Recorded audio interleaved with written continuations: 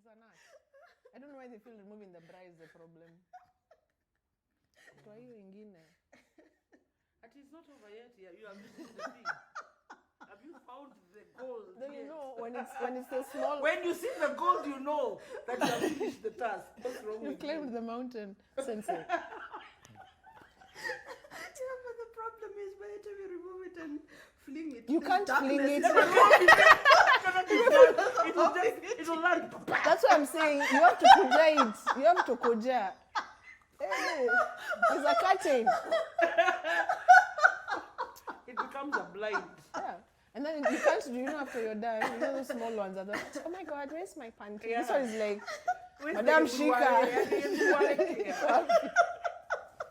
I say, are you just from the gym? They look like shorts. Hey. My gym shorts. But they got lace. They got lace. They got lace. These are not proper.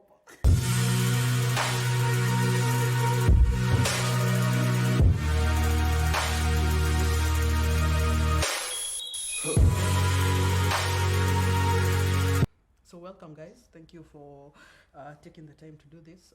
I know I reached out to you guys and was like, yes, we need to have a conversation around women and women rising, and especially activism and feminism. And I mean, with the kind of work that we all do, I mean, we do some feminist work ourselves, and and so I thought we should have a conversation around this. I mean, when we look at most of the hashtags recently, I mean, just not too long ago, there's a hashtag about women being taken advantage of in the creative sector, and what that means, for example. And then we have classic examples like My Dress, My Choice, for example.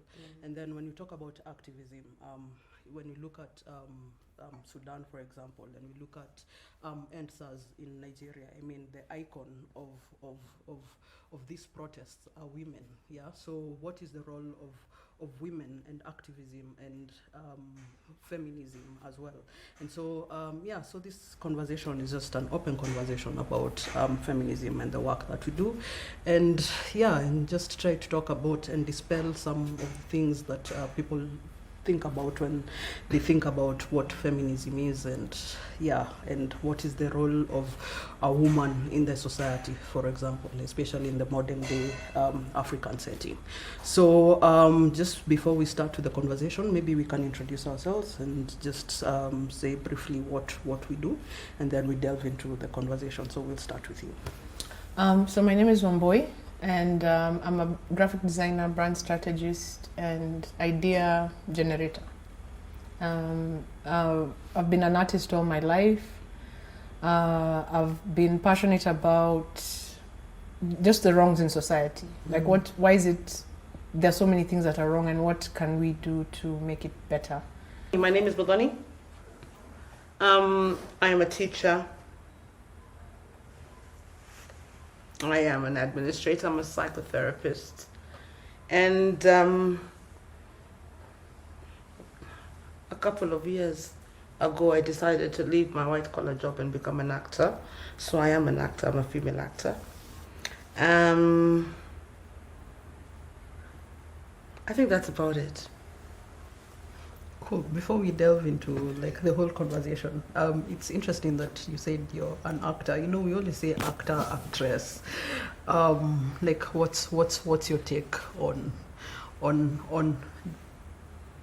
gender, on gendering things? In my line of thought, I think I look at us like we are mankind. And when we're talking about mankind, we're not necessarily talking about the gender, female or male. So I don't see why certain professions should be given some sort of feminine outlook to make it feel like women are being left out. I am proud to say I'm a female actor, just how you'd say that's a female teacher or a female doctor or a female artist. So maybe you could just put that clause in front, but then having to conjure another word so that people feel comfortable. I'm comfortable in a space which is even perhaps male dominated, but because I know what I bring to the table, I don't think I should be given a certain clause to define who I am. My take. And also, in African society, speak We don't have him, her, she, he. You have yeye, wewe, wow, mimi. Yeah. You know, So we never they, have them. they, them. Yes. We've never had a she, he. We never had to define. People just got up and got on with what they needed to do. So as you're saying, if you need to get up and be an actor, cool. Someone needed to get up and go look after the cows or grow the food or whatever. No one had to stop and say, oh, but I'm a female farmer. Or I'm a, no, guys got up and did their work. And for me, I agree with you. We don't need to make ourselves comfortable. We are here. So you accept it and then we just do our work. Yeah. You know. Yeah, but then when you say that, I mean, it also kind of throws me off a bit because I mean, when we talk about feminism, for example, like why are we talking about feminism? Why are we talking about women need to be equal as men? You know. Yeah. Because I mean, the thing is, I always feel like this label feminism, sometimes it's the connotation is very negative to it. You know, it's like it's the women. You know, it's the women who are saying that they need equality, that they need whatever. Like you know, so when we talk about feminism, it's always in a negative connotation. So so my question then to you guys would be, what is your understanding to feminism? And what is also your understanding to fusing art and feminism? Okay, this might be really maybe radical, and you know, when we usually talk about art, we tend to put to it beauty. We tend to look at you appreciate when you look at it. You appreciate it, it resonates with you, you get a message. So, in my opinion, the female, not only her form, not only her line of thought, not only the duties and the strength that she has, for me is all beautiful. So, in my opinion, the woman is the greatest art form that could ever be. Oh, that's so beautiful. I mean, how many times have you ever heard people saying that to somebody, that a guy, you're dressed beautifully, or you're beautiful. Yeah. Or when you're looking at a painting, you say that's a handsome painting. No, it's always a beautiful painting, a beautiful woman, a woman dressed up beautifully. You know, beauty and art, it just merges. Yeah. And the female form, in my opinion, is the best art. Yeah. I mean, God is a genius. But so then we are done with this conversation. Because the question was, you know, like, we are done. We're done. Just thanks for coming. Like, bye, guys. Yeah, guys, thank you. I think you've said it so beautifully because... And okay, so this is another thing for me. Back to the topic of gender. Feminism has no gender. The agenda is to get women on board, to make, it's not about equality, it's equity. Like, let's just have equity across the board. The agenda is to get women into the room, into conversations, into all that stuff. But the gender of feminism doesn't exist. It's not about women have to do that work. I have 3 sons. I'm raising them to be feminists. Because they're going to have girlfriends, they're going to have wives, they're going to have friends in work, colleagues. So what is their stand on things that relate to women is all I need them to have in their mind very early. So it's not a female, it's not woman's work. Yeah. It's everyone's work. Yeah.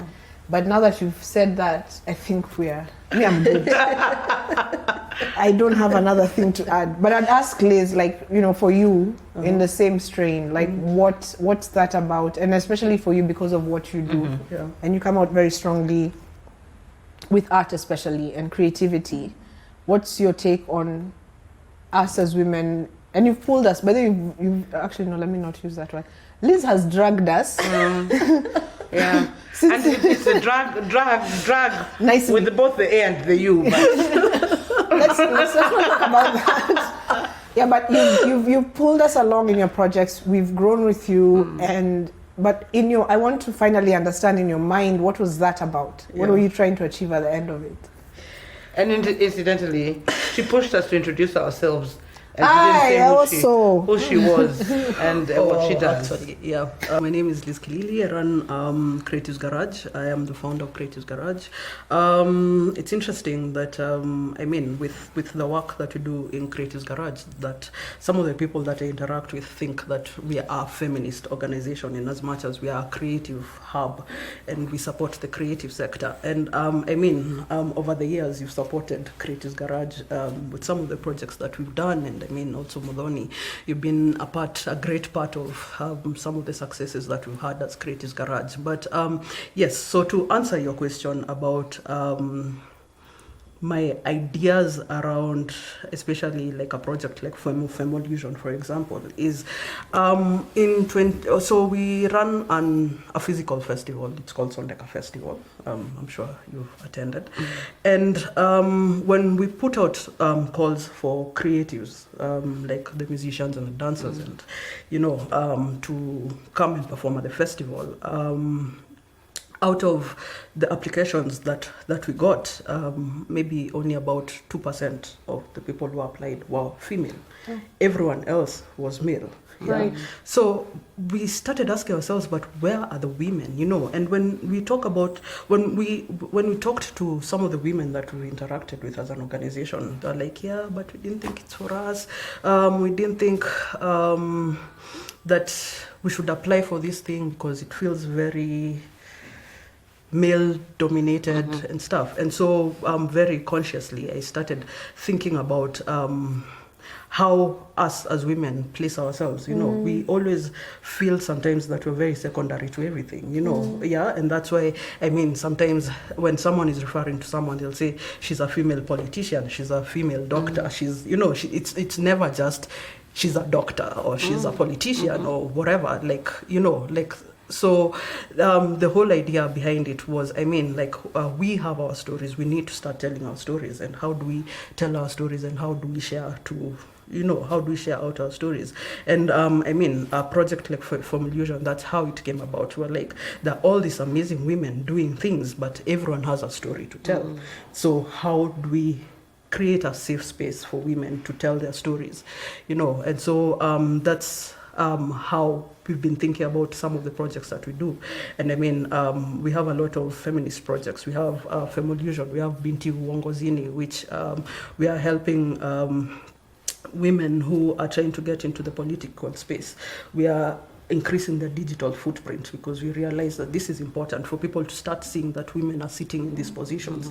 And so come the elections in 2022, then these women are able to say, yes, this is my track record and this is what I have done. And so, I mean, ideally, most of our work just rotates about how to elevate the woman in this society. And yeah, so ideally, I don't think of myself as a feminist, but I think in my work that has come out a lot. I mean, we were talking about it earlier, and there's feminazi, there's the spectrum of feminism. There's the Nazis who, if down with men and all that, and then there's a side that accepts patriarchy and they're happy with it.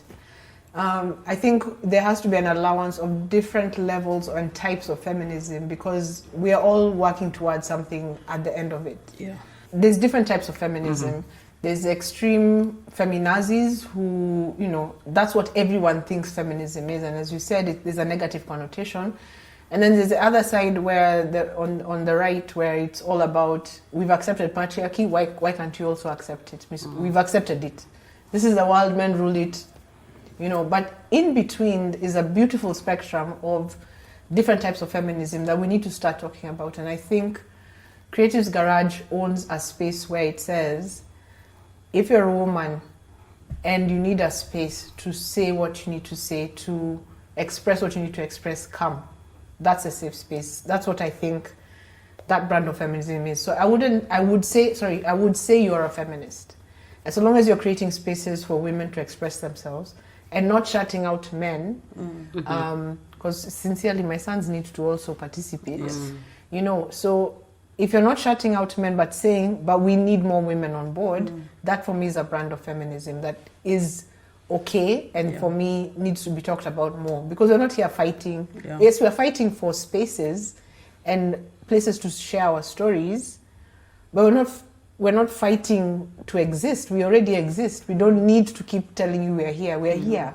Yeah. But this is the work we do. This is what we want to talk about. This is the things that concern us. Is the brand of feminism, I would say, Creatives Garages. Yeah. I don't know whether jumping off the wagon and moving. I was just thinking to myself, this is just a thought that came to my mind.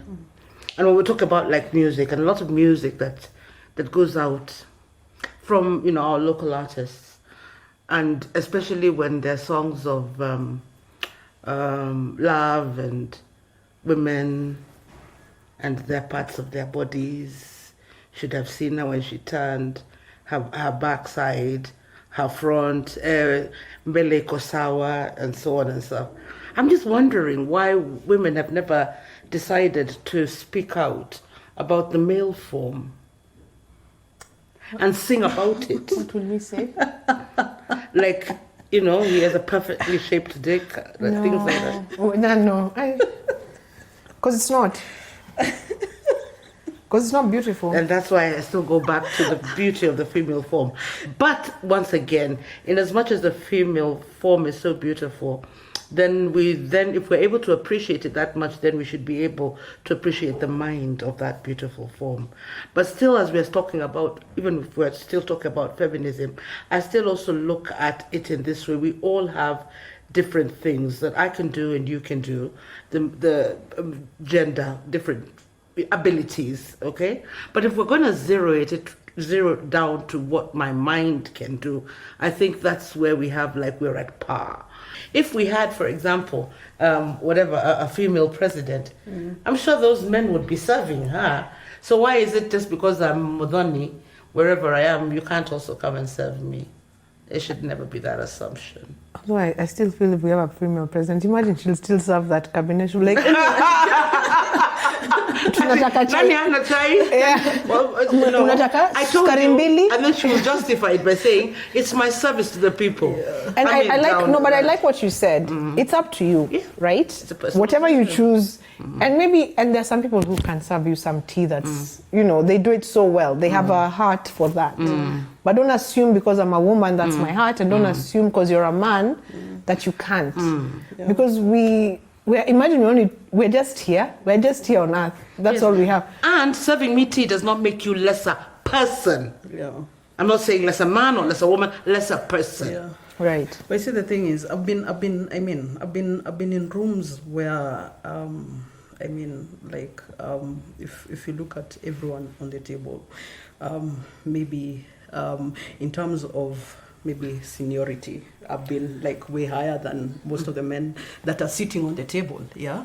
But it's still a whole thing of a man trying to mansplain you and a man trying to, you know, take your idea and make it his and, you know, and share it as his. And I've also been in spaces where I felt that what I was bringing to the table was stronger than what other people are bringing to the table. But just because I am female and the men, then they got the grants, they got the sponsorships because they were men and I was just a woman. Yeah. I like what Uthoni said, that there's no male or female mind. So what the mind can perceive and achieve is unquestionable. So that's a space I think feminism sits. And I think for the first time, even for myself, I've realized it's not about a battle of the sexes. It's a battle of the mind. There's a group of minds that don't believe women need to sit in a certain space. And then there's a group of minds who are saying, but we do. Not because we're women, but because we're here, you know. Yeah.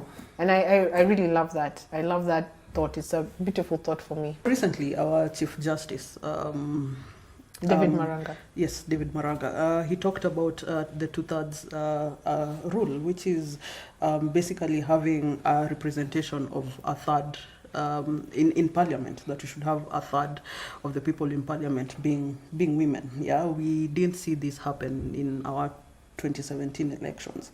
Yeah, and and so there's this whole conversation about having women. In as much as I think women in Kenya are 52%. You know, we're 52% of the population, but yet when you go to places of power like Parliament, we can't even have a third of the women in parliament. We are having men who are making these decisions for us.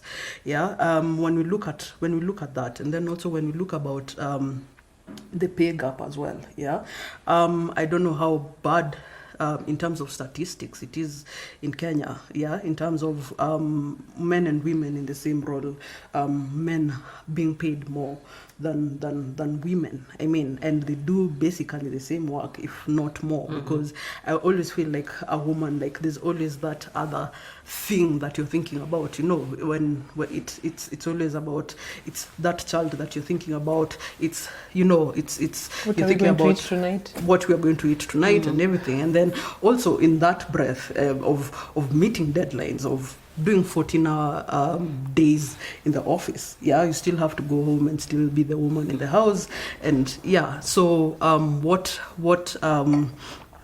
what does this mean in terms of being a woman in this kind of setting where it's very male dominated? Like, how can we mitigate this? How can we have more women in power? How can we have women being paid as well as men? And also when you look at things, simple things even, like Wikipedia, for example, where most of the people on Wikipedia are male again.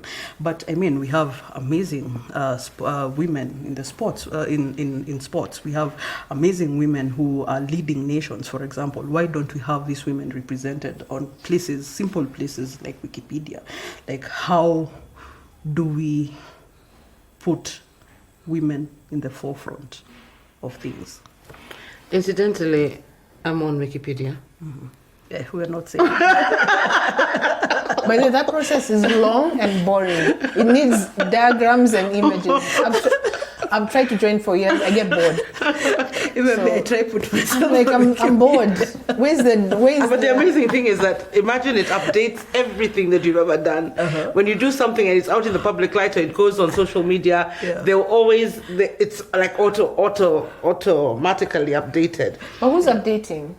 Random people. Random people. What I've applied for is to be an editor on Wikipedia. And that's the shortfall, actually, because the idea of there's less content about women. So the idea is then let women get on board and do the editing. So when Uthoni does something, I update. When Liz does something, I update.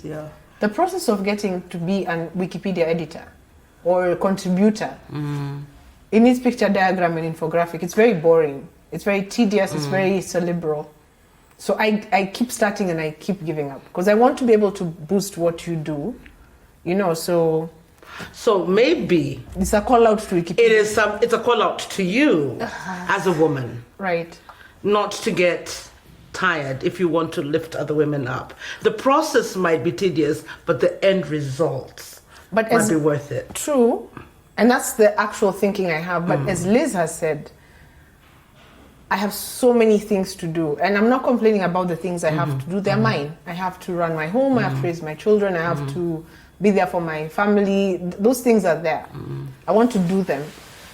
But dear Lord, make it exciting for me to join Wikipedia as a contributor so that it supersedes all the other things in my mind. I remember during this COVID period, it's been interesting.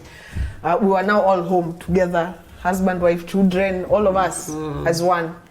And it was, I think, the first time my husband understood that you wake up in the morning and you have to think of breakfast, snack, lunch, 4 o'clock tea, dinner, activity, housework. You have to think of these things when you wake up. You don't just wake up and then you're like, I'm going to conquer the day. You're like, before I conquer the day, what are we eating for lunch? Is there leftover? Is there rice? All those things. It's the first time he encountered this day-to-day thing. And it's a very tedious thing. But what has happened is over the years, you push it at the back of your mind. Now, I want to do these things. I don't have a problem with doing them. But they hinder me from now coming and uplifting you.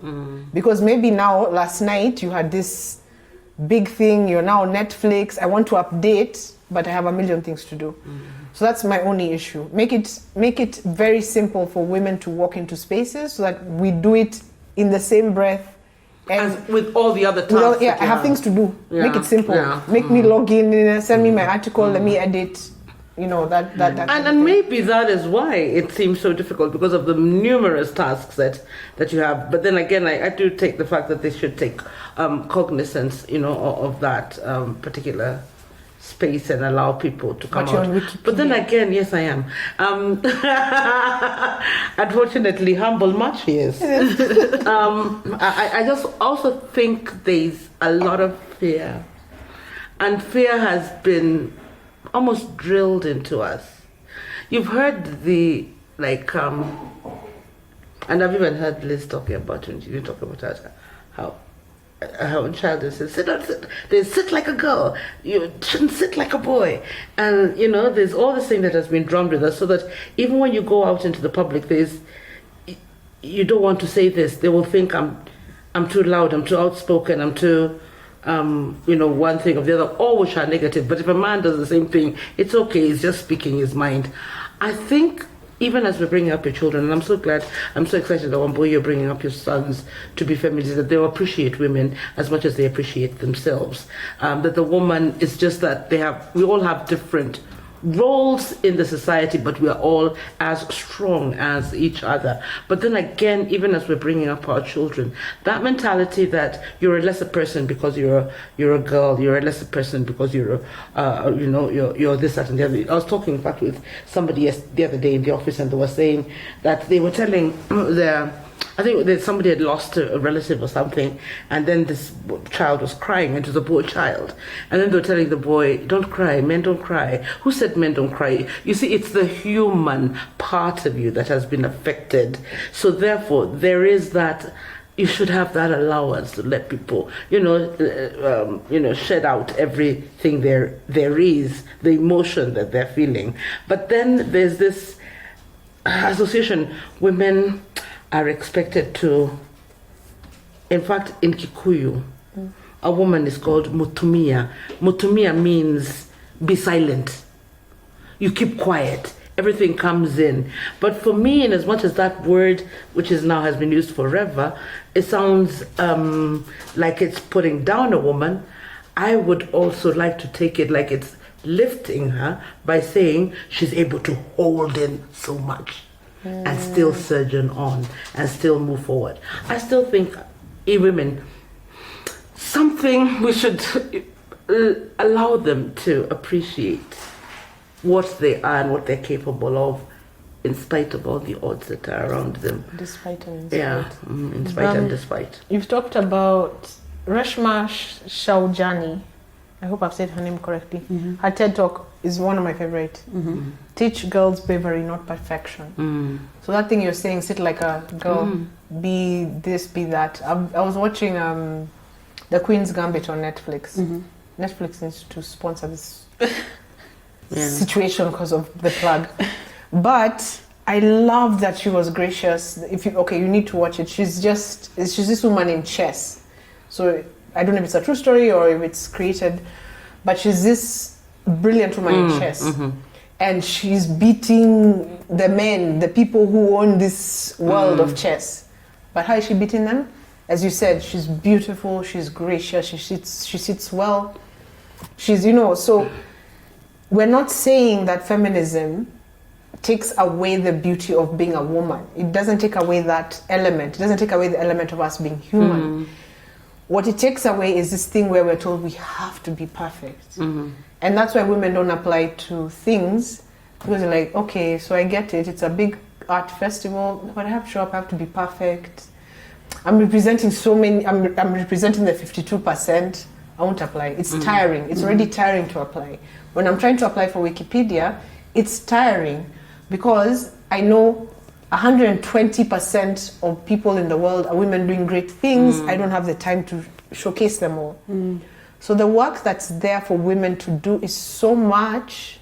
We don't apply, or we don't have the audacity to do it because we're carrying so many things. We're carrying such a shared experience. It's heavy. I'll give an example. I've been jobless this year, so applying for jobs has been my 2020 activity. And then I look at a job, I'm like, I qualify, but the work that is there beyond what they're saying is bigger. Because this job they're asking me to do, I'm representing women.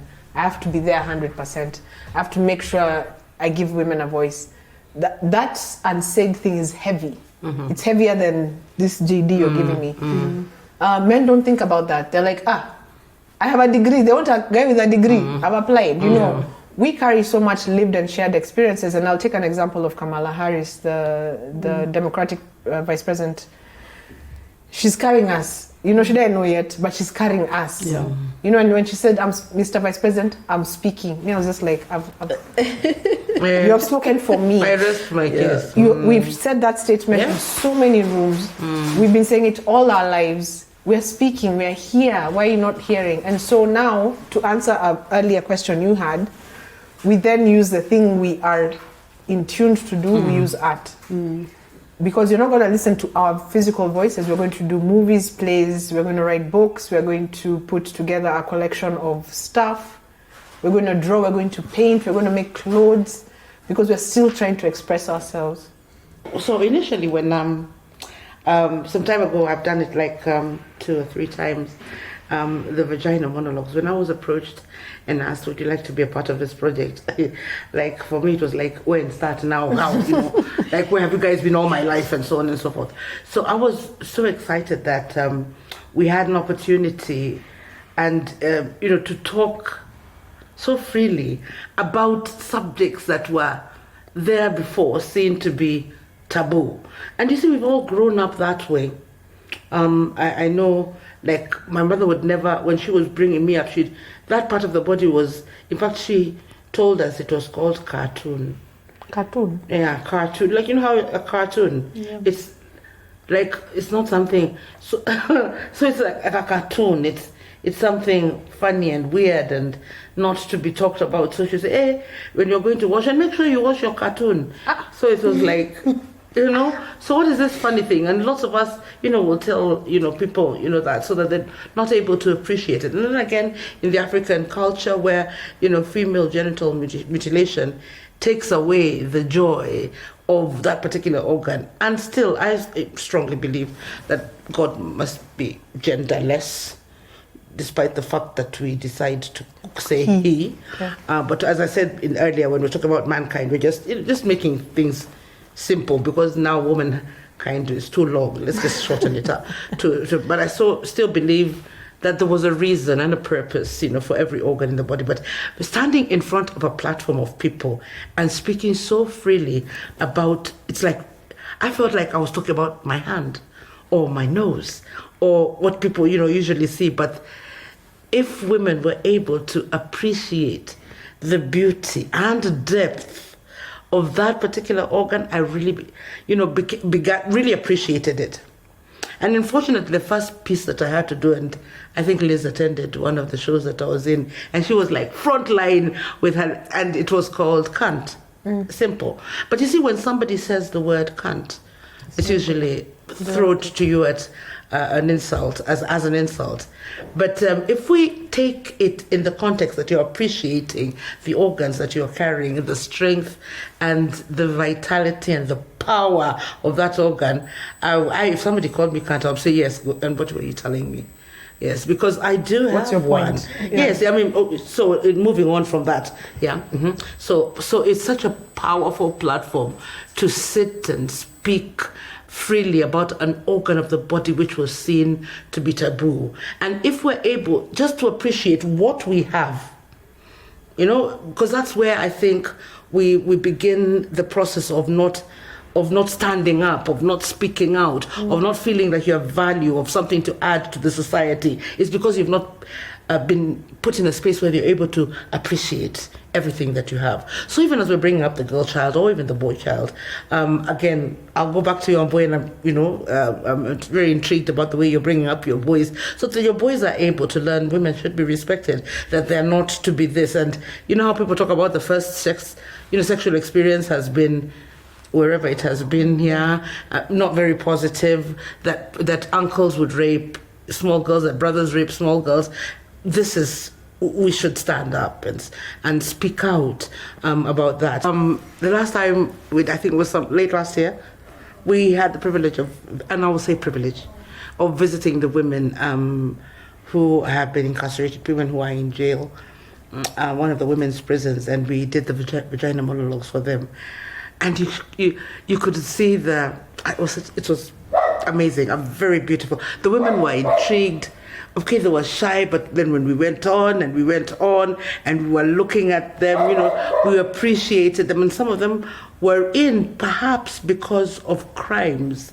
The crime that they had gone in for was maybe they were protecting themselves. They could have killed a man who was abusing her, therefore maybe raping her, or whatever, gender violence, and she then killed somebody or did something that was so out of the ordinary, which got her there. But then now we were able to bring out to them the beauty of what they have, and they were so excited about it. So, talking freely, I really admire the fact that Eva Ainsler was able to come up with that, which shows the female form not as an object to be used, but an object that can empower.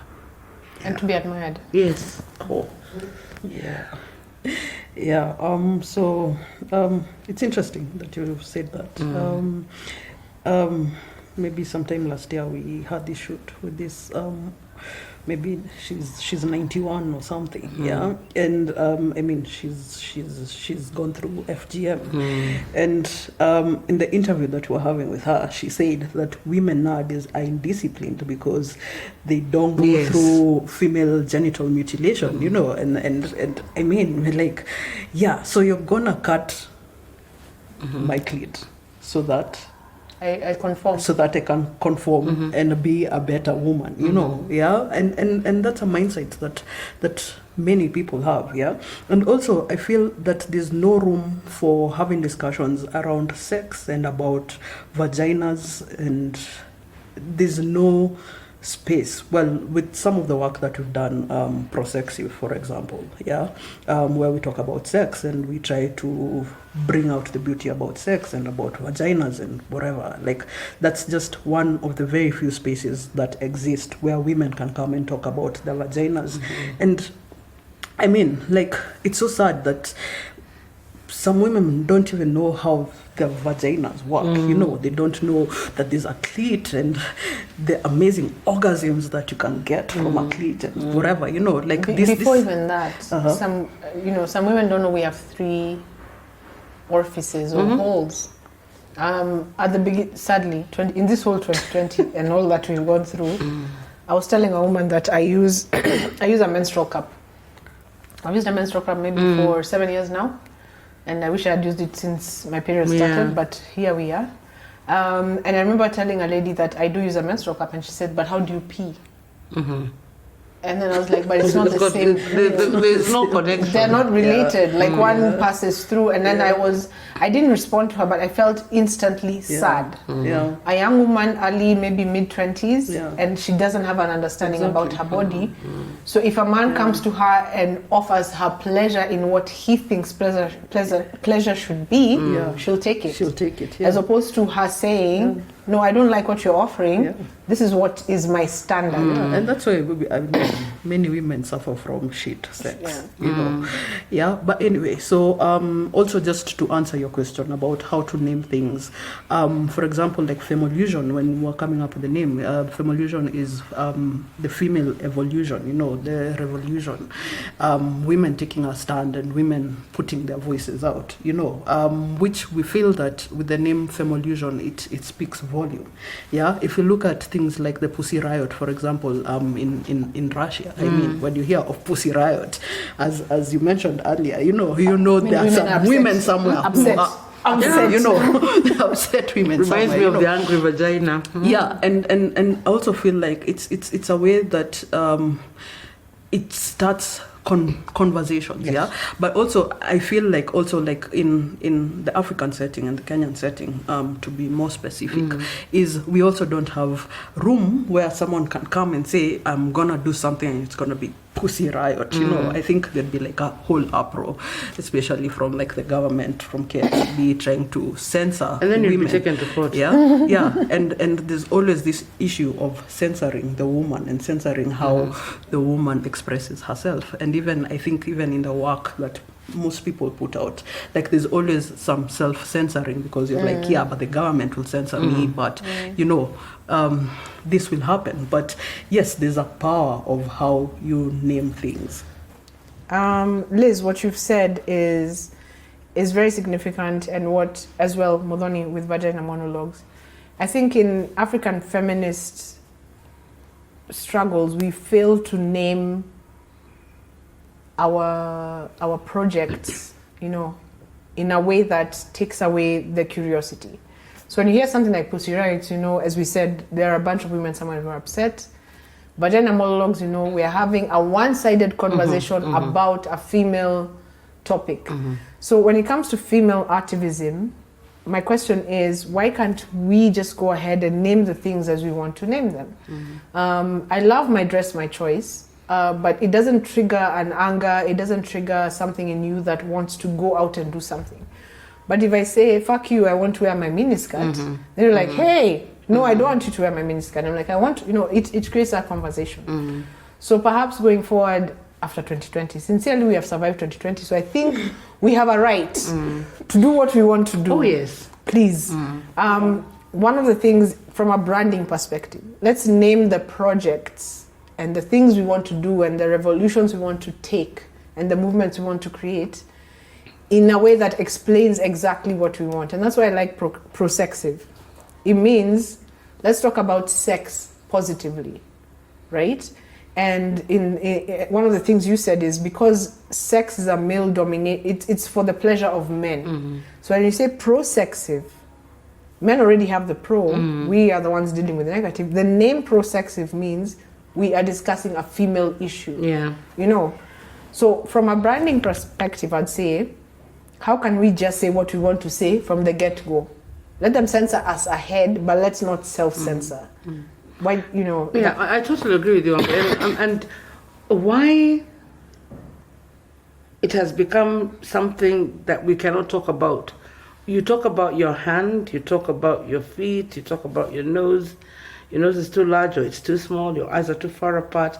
Can't it be the same conversation that we have when we're talking about sex? Why has it become, you know, the words that people use even when they're talking about sex? Tabia mbaya. Tabia mbaya, hello? Tabia mbaya, from where there's so much pleasure in the whole, you know, female form. And that's why when I started, I said beauty, you know, beauty all the way, including the emotions. I don't, if the men knew how powerful a female orgasm is, they'd want to be having them themselves. As well. Yes. But then again, we need to get to a space where we have, you know, representation, that we're not afraid to come out, that even in a male-dominated world, and it's baby steps, we need to take one step at a time. But again, sometimes, many times, or most of the time, you start something and you feel because it has been thrown back at you, or it's sort of been rejected, then you're not going to try again. And one thing that I found so exciting, because I was also in Rafiki, the movie that was banned in Kenya. And we need to be, you know, really real. Unfortunately, in the movie, I was the major antagonist. And somebody may have thought that that was my feeling about it. And for me, it's so much more of, let's appreciate who we are. It was a message that was going out there. And I really admire what Wanuri did. And she decided she's going to put this into court. And she won. And she was able to see it for a whole week. And we were able to, I believe right now, if I walked in the Venus, Paris or somewhere, people would tell me, yes, we saw you, you know, and that for me was such a powerful thing, just to bring out the story that love is love. Love also doesn't have a gender. It's a mind space. It's a mind space, yes. Yeah. So perhaps if we had women to forward the issues that face women, and not necessarily the negative ones, because always it's like it's FGM we're talking about, it's gender violence we're talking about, it's polygamy we're talking about. We're never talking about the brilliant woman, the creative woman, the beautiful singer, the wonderful voice. What about that? What about what she's bringing to the table, not what is being taken away from her? But also, just to cut you short a bit, last week there was a tweet about the boda, which is motorcycles, about the female boda riders. Yeah, and they were talking about teenage sex and FGM and child molestation and rape and things like that. And it was very sad to listen or just to read that whole thread, was because it was a woman in power who was talking to other women, but telling these women that these issues are women issues. But when you look at things like rape, things like, child molestation, it's the men who do it. Why is it that we are not tasking the men with the responsibility of some of these things? Why is it that such responsibilities, like, men fuck up all the time, but the responsibility is left up to the woman to deal with? Something like FGM, let's backtrack and also what Modoni said. FGM happens, the origin of it is that a man won't marry a woman who's not circumcised. So what do the women do? Because they feel that a woman must get married, they circumcise their girls so that they get married. So it originates from the men, right? But we, as you say, and for lack of, better words, we end up dealing with the shit that men have decided is the problem, or, is what should be the norm. We end up dealing with it. So we end up dealing with FGM. A man decides to rape, or I was drunk or whatever, decides to rape a child. We end up dealing with child rape. When men decide, I'm bored, I'm in the house because of COVID 2020, I'll sleep with my niece or daughter who's under 18, we're dealing with teenage pregnancies. Wanawake, women, come and deal with that. And that's upsetting. We have other things we want to deal with, right? We want to deal with our businesses. We want to deal with our ambitions. Let me drop a comment for Softy the film. One of the things Jerry Mwangi says in the movie is, it's as if she doesn't have her own dreams and ambitions. She doesn't have girl-child problems. She doesn't want to deal with other things. It's not like we were born to deal with these very heavy issues. And that's what you're saying. Just because I'm voted in as a women's representative does not mean I deal with the negative and heavy things only. I want to deal with how many female artists are performing. Yes. How many books are being written by women in this year? How many fashion houses are being run by, they also want to deal with those things, but we burden them with these other things. The same way we're telling the boda riders, the women, to deal with these things. They have to deal with being hit by a car. Yeah. It doesn't care about gender. Yeah. True. It's not like, is that a woman riding a boda? I will slow down. No, they'll get hit. They will have issues.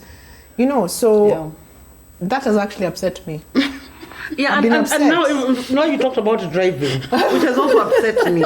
Because, I don't know why and where that issue came that we are lesser people.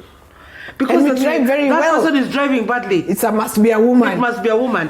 And for the life of me, when I sit in traffic sometimes, I count 1, 2 male driver, 3, 4 male driver. There are more female drivers in this town. Just FYI, FYI, that there are more women in the road. And if the men who are cutting into traffic and hooting there all the time makes you a good driver, excuse me, you got the definition wrong. Yes.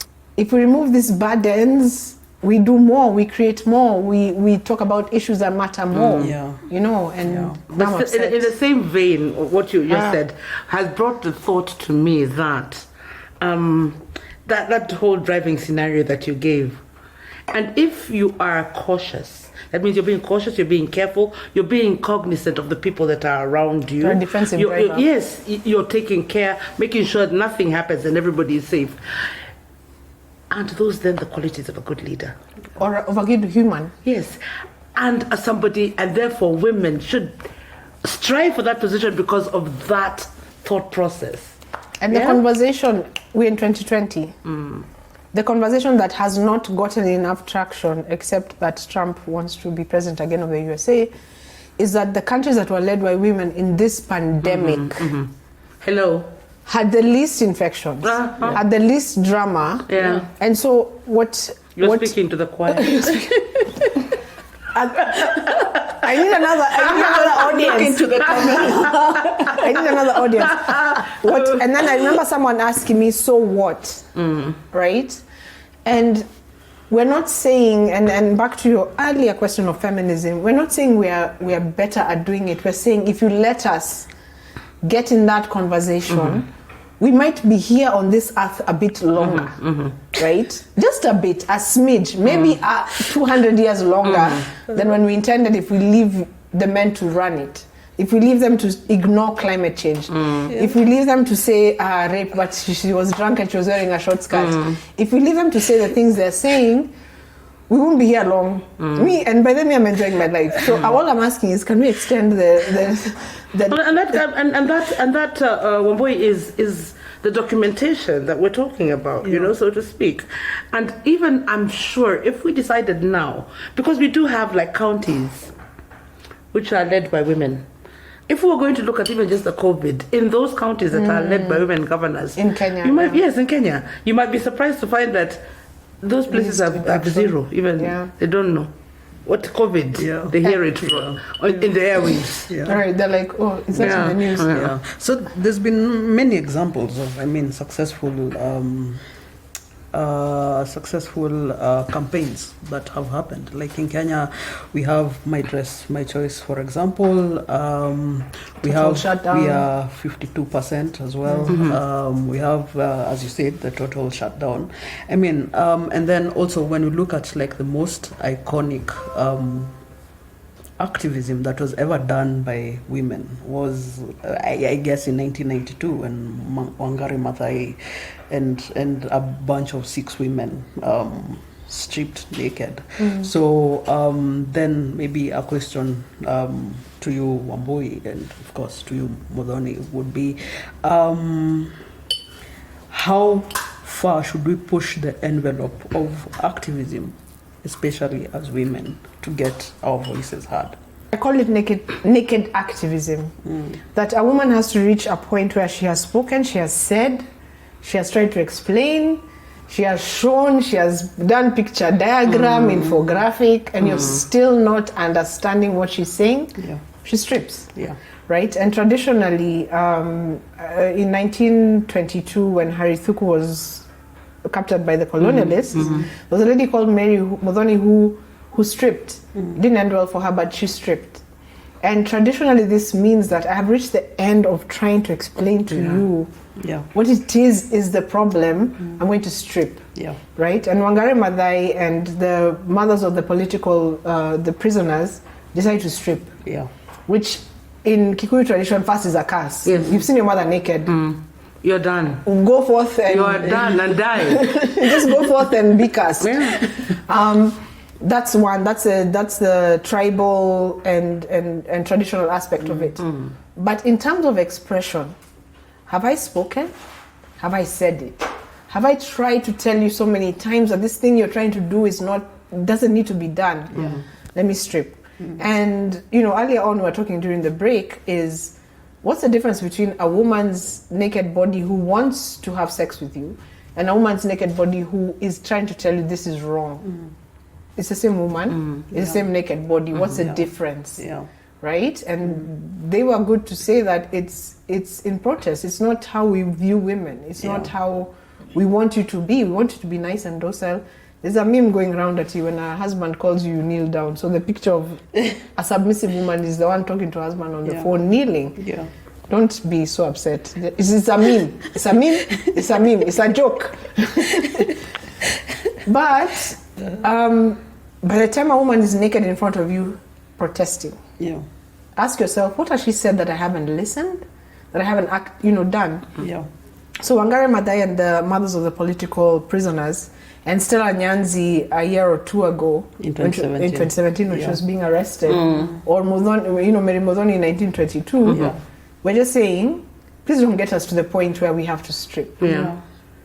Just listen to us now and what we're saying and what we are passionate about. Yeah. And before we do that, then my question to you two is, what are we doing before we go to a naked protest? Yeah. And I liked what you said about Vagina monologues. It was it's a book. It's expressed in a book, and then it's expressed in a play. Is it a play? Yeah, it's like a play. It's like a play. I feel like, yeah, okay, it's a play. How many expressions of what we're trying to say exist, right? And how can we document the things we are most passionate about as women, as feminists, as artists? How can we document them? Because I watched you as you talk about Vagina monologues, you're talking about the passion, just the beauty of presenting it, you know? Prosexive was, I remember the first time I walked in and I was seeing these pictures of women, you know, Different parts of it, yeah. sexual beings. And I said, that's us, you know? So we have all these ideas, but how many ways can we express in an artistic form these ways to tell you the same thing before we strip? Because we're stripping, we're just giving you a chance to see it in different ways before we strip. And even the fact that stripping, you know, that stripping, and now maybe Wangari Maathai talk about it now and talk about my dress, my choice. If in 1922, and lots of people will tend to say that this has got some influence From the West. Yes. And if in 1922, what influence did she have from the West? We cut it on That the she legs. was, yes, that she was protesting in that way. You know? So it's not a matter of influence from us, it's the realization of the magnitude of the issue. That you're not giving me an opportunity, you're not giving me a chance, you're not giving me, I'm telling you, it is wrong. But listen, you don't want to hear, then of course now everybody turns away because now because it has come to that. But I wish we didn't have to come to that. And then I think, I remember during my first pregnancy and I was ready to give birth and I had no clue what was coming. And someone told me, the one thing you're going to lose for sure going forward is your dignity. It's like, what is dignity? You don't need dignity when you're 20 and you're clubbing in K1.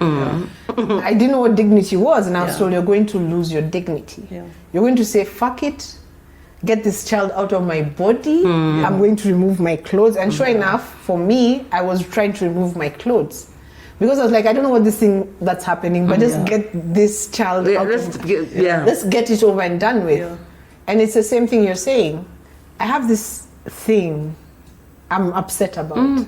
I'm upset about women representation. I'm upset about teenage pregnancy. I'm upset. I want to birth it. I want to bring it forth. Forget my dignity. I'm going to do whatever it takes to get you to understand what it is I want you to understand. So dignity is gone. So I think in how to document, I think documentation is very important because then, I mean, with Mary Muthoni in 1922, we didn't know about it. We didn't know about it. And of course, as you said also, like people always saying, but that's a Western thing. But you know, but in 1922, she What had Western influence did she have? with Westernization, you know. And I also feel like documentation is very important because, for example, like when my dress, my choice happened, like women in droves went out in public and men were stripping women and I mean that's what caused this whole thing of my dress, my choice, was because men feel like entitled. They own our bodies, they feel entitled to our bodies and how we dress and how we express ourselves, you know. And so us as women were like, you know what, fuck this shit, we're going to the streets and we're going to do something about it. And that was very successful. Or even when we talk about sadly, this is a very sad thing to talk about, is femicide, for example.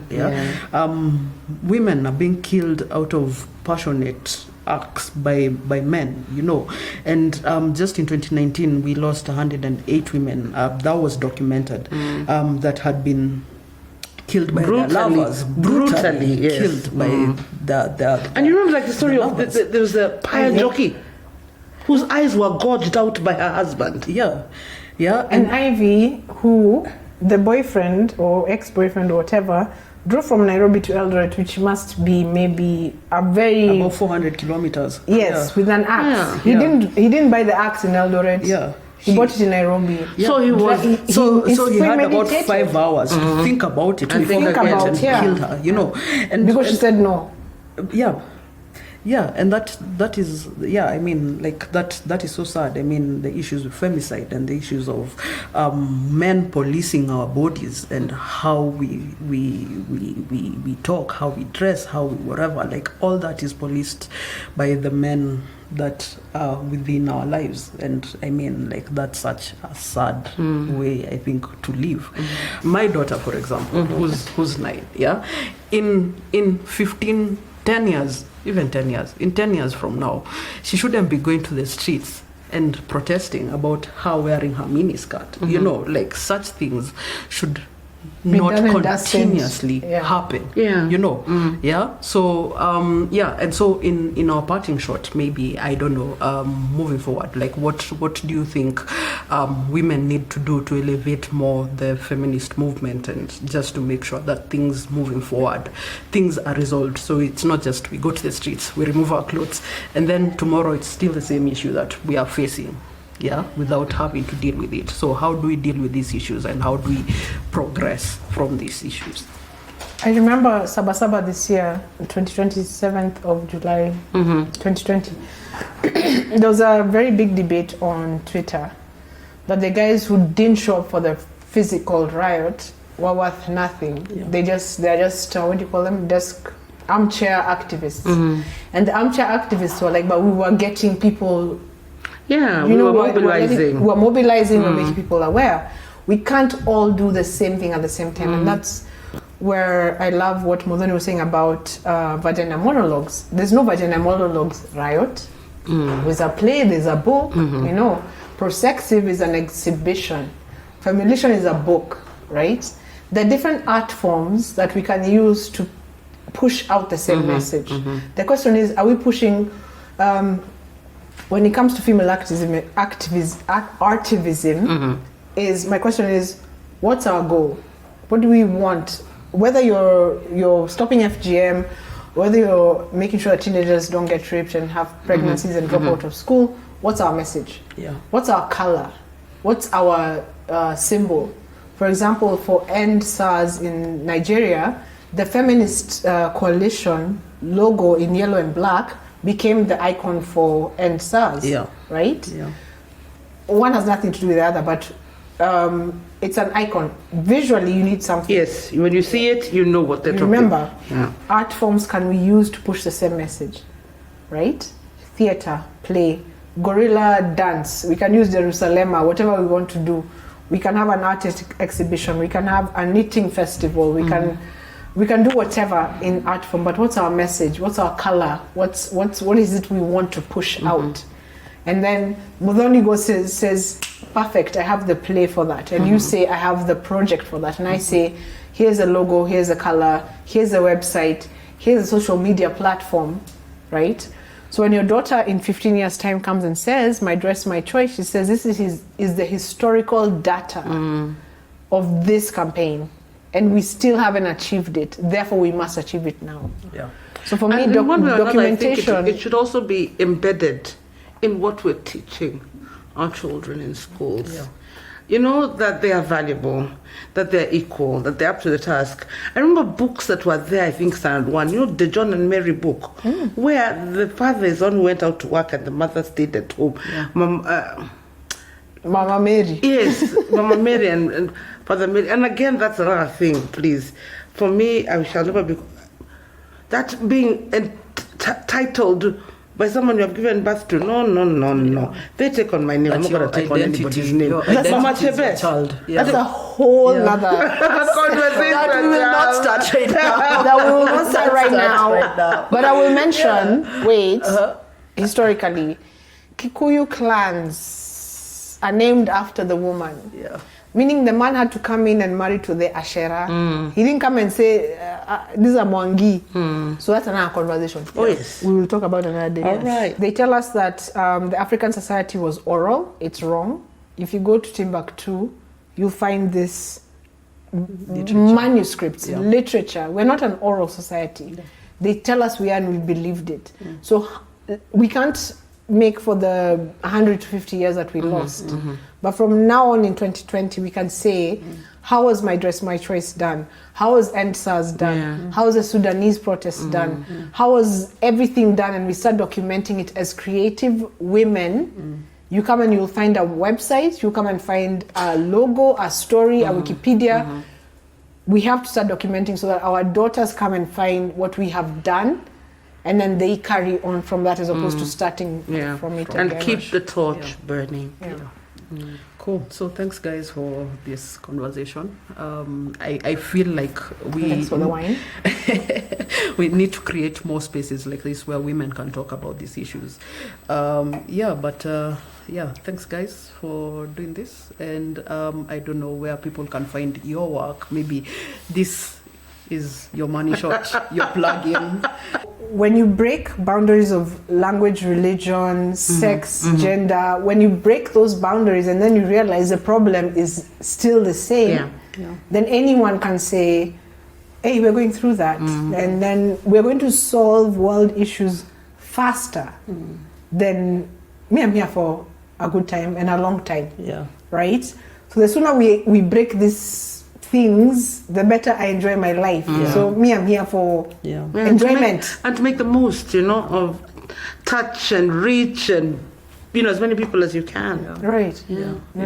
I mean, as I said, would be here like the whole day talking about feminism and art. Yeah. So thanks, guys, for having this conversation. And we hope that people enjoy that conversation that we've had. And to read Feminism too, because I'm in it. So she's in Feminism too. She is in Feminism too. I'm in Feminism too. Everybody's in Feminism. Can you give us a low pro info moment? Yeah, so thank you. To get in touch with me or know what I do, just type in wambui.jl.com. You'll find my website, my Twitter, my Instagram, and anything else I've done. So if you want to see what I have done, just type in Uthoni Gathecha. I'm on Wikipedia. Well, and I'm Liz Kilili. I'm not on Wikipedia. But my organization is Creatives Garage. I also have a festival called Sondeka Festival. I have a book called Femilusion. I have Prosexive. I mean, if you just go to the Creatives Garage website, you'll be able to find most of the work that I've been a part of. Yeah. Cheers. It's like she wants to hear.